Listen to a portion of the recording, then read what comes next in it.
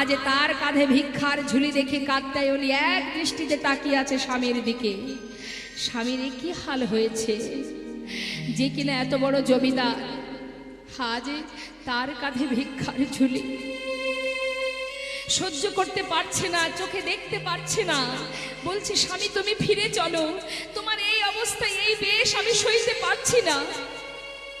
লালা বলে উঠলেন, কাত্যায়নী কোথায় ফিরে যাব আমি? আমি তো আমার ঘরে ফিরে এসেছি, আমি আর কোথাও যাব না, আমায় যেতে বলো না।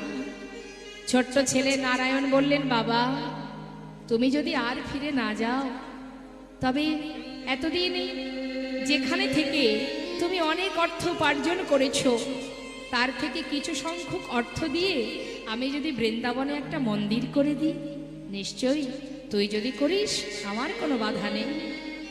তার ছেলে নারায়ণ সুন্দর করে মন্দির নির্মাণ করলেন, যেটা আজও বর্তমান। যাবেন, দর্শন করে আসবেন। বৃন্দাবনে রাধাকুণ্ডের পাড়েই কিন্তু লালার মন্দির আছে। সেই মন্দির নির্মাণ করবার পর সেই মন্দিরে যে বিগ্রহ স্থাপন করলেন, যার নাম কৃষ্ণচন্দ্রমা, সেই বিগ্রহ প্রতিনিয়ত সেবা দেবার জন্য একজন পূজারীকে রাখা হয়েছে। কেন?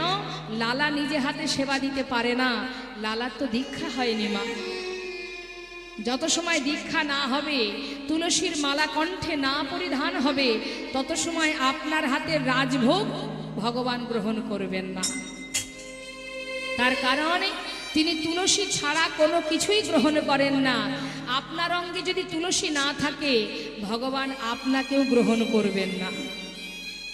তাই আপনি যদি সেই ভোগ দিতে যান, আপনার অঙ্গে তুলসী নেই, আপনি নিজে হাতে ভগবানকে ভোগ দিতে যাচ্ছেন, আপনার ভোগ ভগবান নেবে কি করে?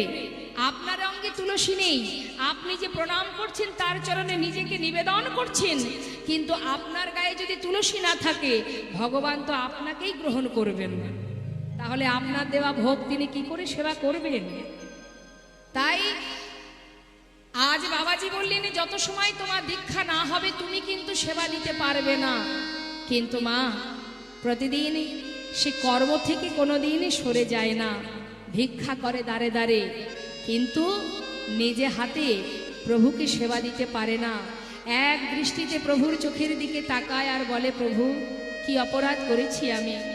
সর্বস্ব ত্যাগ করে তোমার কাছে এসেছি, কেন তুমি আমায় গ্রহণ করছো না? কেন আমি নিজে হাতে তোমায় সেবা দিতে পারছি না? কি অপরাধ আমার?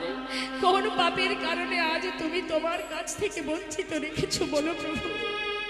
চোখের জলে বুক ভাসিয়ে মন্দিরে বসে বসে কাঁদে, নিজে হাতে তার বদলে কিছু দিতে পারে না।